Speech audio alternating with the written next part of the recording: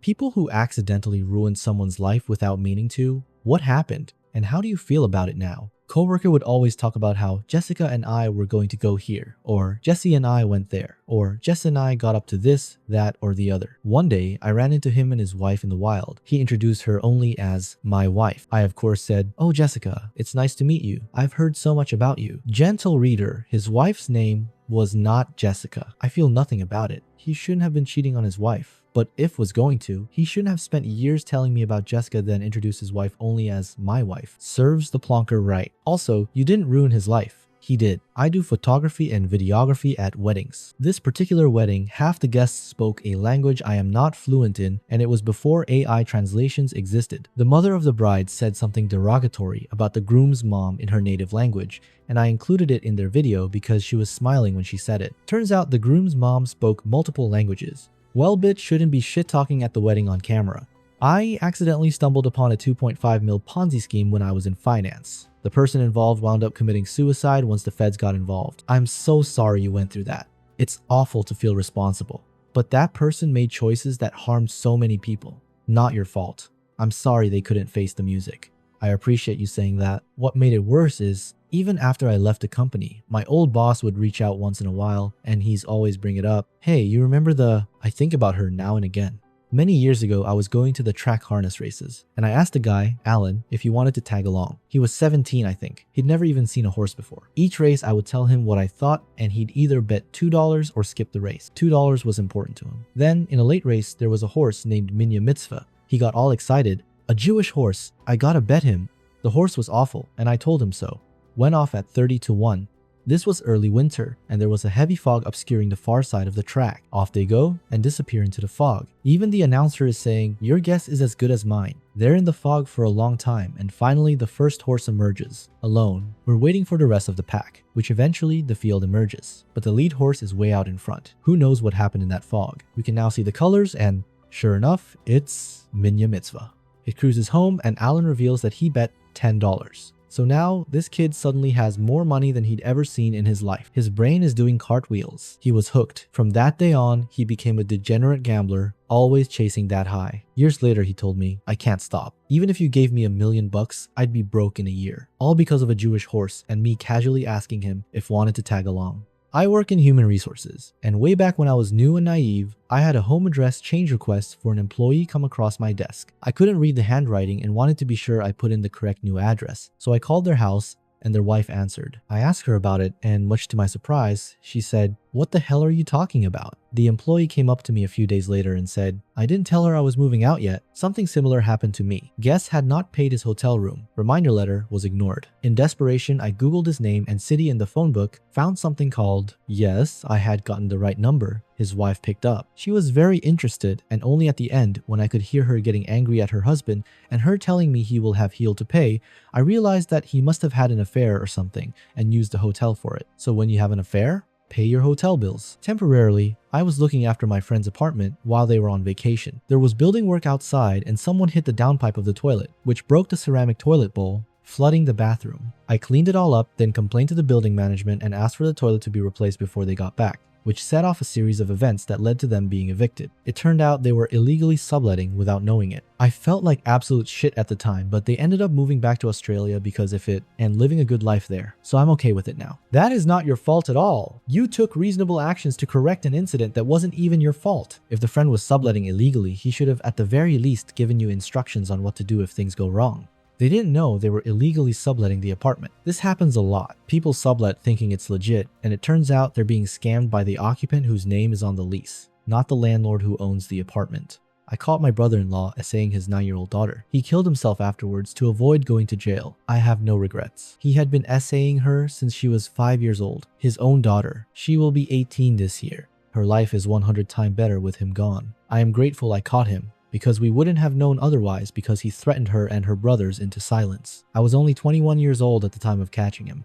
It was a very traumatic thing to witness, let alone her experiencing it. But she is safe, and that is all that matters to me. Great job. You should be proud of yourself for looking out for her. I was working for a federal program and had a boss who hired her sister without disclosing to higher-ups that it was her sister, a disclosure required by the program. Boss then paid the sister 2x, the usual rate for the job, and sister was logging a lot of extra work hours that she hadn't actually been working. I only found out because my boss insisted I needed to do the timesheet inputs for her because she couldn't be bothered. Boss told me to take any questions to boss's boss and left for the day. I noticed the discrepancy immediately and went to boss's boss to let them know there was an issue with time tracking versus scheduling on her sister's timesheet and wanted to know what I should do. The sister thing was news to boss's boss, and then the discrepancy triggered an investigation that uncovered a whole bunch of other misuse of government funding. Boss lost her job, the FBI got involved, and boss eventually ended up with some massive fines and jail time. Knowing what I know now, I would accidentally report her again. I took video and pics for the yearbook at a high school assembly. It was some sort of dare deal, don't do drugs, strong men ripping phone books, and do all sorts of strongman things. Took it home to review the tape late 90s and get pics developed. Mom saw it, asked for copies as she paid for the pics, and the film to be digitized and would be reimbursed by the school. No problem. Turns out she worked with one of them. She in human resources, him in whatever capacity, keeping it vague. He was out on workers' compensation and disability, saying he couldn't work or really move meaningfully in his life. He was almost claiming to be partially bedridden. That was not the case. Sorry, random strong guy. That was not the case. Sorry, random strong guy. I suggested a kid I knew at school to consider joining the military and using the GI Bill later in life, after he wasn't able to get accepted to a college or university. He thought it was a fantastic idea, so he went for it. Dude's convoy hit an IED on his first deployment. He survived but has a litany of health problems. I feel terrible for suggesting it. He was going to hear it from someone at some time. You meant well. It's not your fault. I intervened when my close friends were suicidal, and they stopped being friends with me. It ruined their lives at the time. Many years later, they're alive and seemed to have a good life and got married. I wasn't invited to the weddings. I tell myself it was worth it because it was the right thing to do, and at least they're alive. I had somebody do this to me in high school. They told the guidance counselor on me, informed the school that they were concerned for me, and I was placed in mandatory therapy through the school. I was really upset at the time, and that kind of led to the beginning of the end of our relationship. When I went on to university, we lost touch, and I haven't spoken to this friend in years, and I think about her all the damn time. I'm so grateful to her for setting me on this path and helping me start my journey of self-healing. I'm alive today because somebody saw that I was hurting and cared enough to do something about it. I'm the best version of myself, happier than I've ever been, and absolutely thriving in life. And it all happened because of this friend. Please know that you made such an impact on their lives. And even if your friends aren't able to say thank you, or don't know how to even begin the process of getting back in touch with you, it's very likely that you are on their minds and that they are grateful for the gift you gave them. People like you are heroes and leave lasting impressions on people like me. Coworker went on a road trip to Seattle. I jokingly asked him to bring back some heroin. I was not a user and didn't actually want any. It was clearly a joke. Well, the day that he's supposed to be back, he calls me and says he's running late and might not be there on time. So I don't get concerned when he's not in at his scheduled time. An hour late and I call him again. No answer. He doesn't come in that night. Calls the next day. He was speeding excessively to get to work, still in another state, and got pulled over. He had some weed in the car, just a personal amount, but still not great. The problem was he had a very small amount of tar heroin he was bringing me back as a joke. That joke ruined his life. He had to move to that state in hopes of avoiding a charge for transporting drugs over state lines. Since he had two separate kinds of drugs, they pinned a dealing charge on him. It didn't end up in jail time, but long probation, and he had to live in a shitty place for years. I apologized to him and felt terrible. He never once blamed me or had any animosity. He knew it was his choice and that he had fucked up. I still felt bad about it. One does not locate, purchase, possess, and transport black tar heroin as a joke, my friend.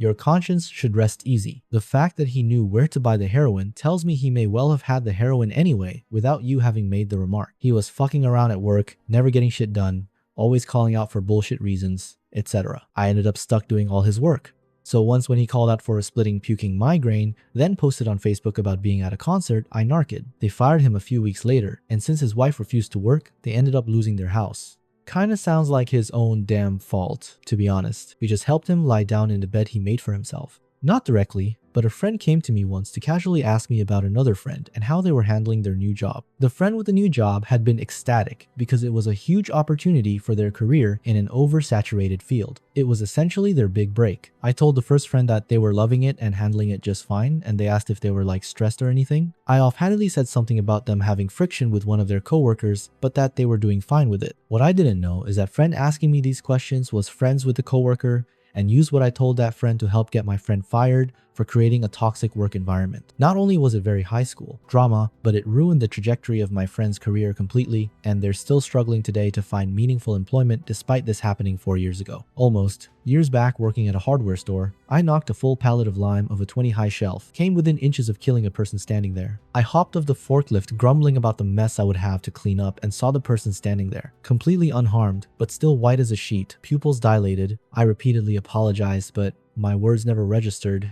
They just walked away and left the store. That was before hardware stores blocked off the adjacent aisle when using the forklift like they do now. What a simple, stupid fix. Makes me mad to think about it now. I was sexually assaulted by another student living in my dorm during my first year of university. I spoke out about it, which led to 2 other women coming forward with similar experiences. A couple of months later, administration discovered he was growing drugs in his room. This was grounds for being kicked out of residence. The next I heard about this guy was a couple of years later, when an acquaintance had let me know he had gotten expelled from school, got mixed up with bad gambling, and committed suicide. I feel fine because I did nothing but tell the truth. We kept having boxes of parts lost when they were shipped to customers and manufacturers, about 20K worth. I was in charge of operations, so I had to figure it out and keep it quiet since we didn't know if it was one of our employees or not. I installed the GPS tracker in a box and had to ship it like 5 times back and forth between 2 of our locations until I finally got it figured out. It was an orchestration between one of our employees and a FedEx driver. Long story short, our HR fired our employer and alerted FedEx, who did the same. Our company did not press any civil charges,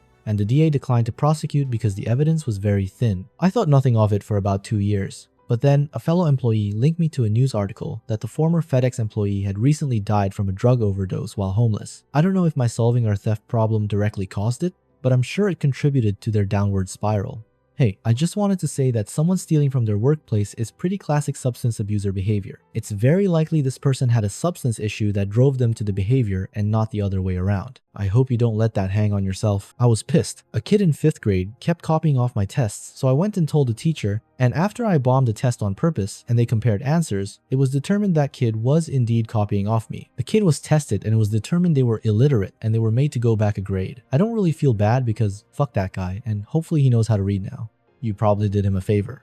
Adult illiteracy is very much a real thing, and usually they hide it through school by cheating just like that. I unknowingly introduced a really good friend to the most toxic person I've ever come across in my life. My college buddy Chris. Fake name and I both had a Thursday afternoon off and decided to hit up a happy hour. It was early. There were only about a dozen people in the bar, including us and a group of 3 girls. One of the girls was 100% Chris's type.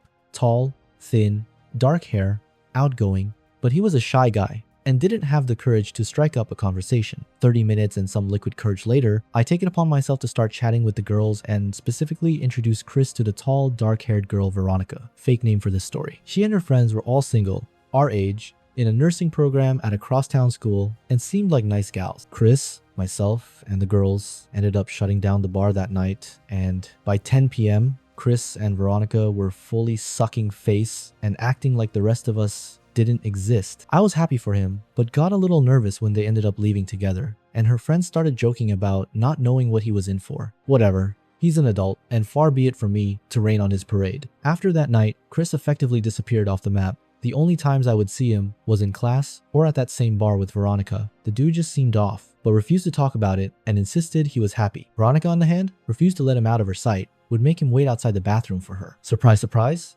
Turns out Veronica was a complete sociopath, narcissist, straight up con artist who bled Chris dry both emotionally and financially. Highlights include, but are not limited to, fake pregnancies, forcing him to cut off friends, demanding he drop classes to fit her schedule, and manipulating him into paying her rent, bills, lifestyle. Now, Chris came from a nice upper middle class who he was super close with, and apparently they rightfully had some suspicions about this girl. I had just figured he was head over heels for Veronica and ignoring us all, but I knew something was wrong when his mom called me and asked if I had spoken to Chris lately. Turns out he had drained his bank account, and started racking up significant debt on the credit card he shared with parents. Buying crazy expensive jewelry, makeup, clothes for Veronica, that was enough for his parents to drive the 4 hours from their hometown to stage a mini intervention. In the end, Chris had to drop out of school, move back home, and his parents ended up getting a restraining order against Veronica. His parents forced him to get a job to pay off the $3,000 he accrued and ended up forfeiting his partial football scholarship. I lost touch with him once he moved back home, but I sometimes wonder how his life would have turned out if we didn't go to happy hour at Kelly's on that Thursday.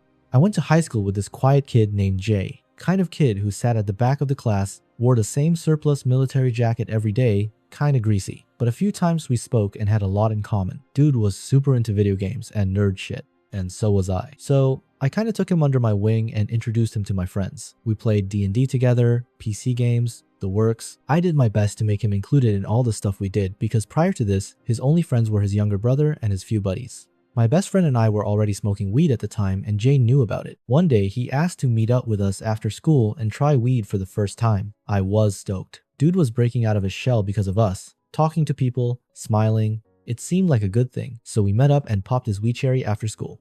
It was downhill rapidly after that. Turns out, Jay has an addictive personality. Within 6 months of this quiet, reserved kid smoking weed, he was ordering any research chems he could off the internet. This was before the Research Analog Act, so it was completely legal and easy to order shit like entire vials of 25i and other substances. Dude started frying himself, acting erratically. He even dropped out of school before the next year, senior year, started. Keep in mind, this dude had really fucking good grades prior to this, kept his head down, did well in school, and floated by without anyone noticing. After high school, he got super into stimulants. Started with abusing the Vyvanse he was prescribed and likely didn't need since it upped the piss out of him. Then he moved on to cocaine, which I did indeed partake in with him. Wish I hadn't because I had no idea how far he would get out of control. He quickly moved on to meth. One night, I was staying at his house with a buddy, woke up on his couch at like 7 a.m. to him and my friend standing over me, literally smoking meth out of a gas station crack pipe. I was probably breathing that fucking shit in. When I asked them what the fuck they were doing, they told me they were about to clean the house. I was flabbergasted. I got up and drove myself home dangerously tired. Barely made it home without passing out, but I just could not stay there any longer. I stopped talking to him after that. Whole thing had me this foreboding feeling I couldn't shake. Turns out I was right. Dude started robbing convenience stores at gunpoint with a shotgun he bought at Bass Pro Shop using his employee discount. He even had the other buddy who literally couldn't drive, no license and no experience, be his getaway driver. Somehow, someway, he never got caught. As far as I know, later on it came out he was into loli and other things you can imagine. Never got caught for that either. I was told he knew that he might in trouble, so he ran a magnet over every drive he had. I know a few people tried to talk to the police about it, but it never went anywhere. He's been accused of essaying his nephews, but it's also never gone anywhere. I washed my hands of it in him years ago. I know that it isn't exactly my fault that someone else would have introduced him to drugs, that I didn't steer him towards the fucking wild shit he would do not too far down the line, but I still feel like it's kind of my fault. When I was a punk teen, I left home and was living in a men's mission in HI. I had no license, had no car, but did have a love of surfing and a drug habit. I paid a friend of a friend like $50 to borrow a car, only to later get arrested for possession of a stolen car. Yep, it was stolen, and for drug charges. I refuse to say who I got the car from or how I got it. I ain't no snitch, but when my property was inventoried, they saw a slip of paper with a name, address, and phone number on it, and, hilariously, a note that said, "Go incognito." I had written that down. C, the friend said it when he was telling me about the dude I was borrowing the car from. In other words, dude's crooked, be safe, and be quiet. They used that info to investigate the guy, learned he'd been running a chop shop basically, and he went to full-on prison. Years later, I'm clean, got my shit together, started working in law enforcement even, and went to a funeral. The dude was also at that funeral. He came to me and said he held no hard feelings, that he found God in prison, changed his life, etc. It provided a tiny bit of closure for us both and was really nice. If you liked the video, I would be grateful for a like and a subscription.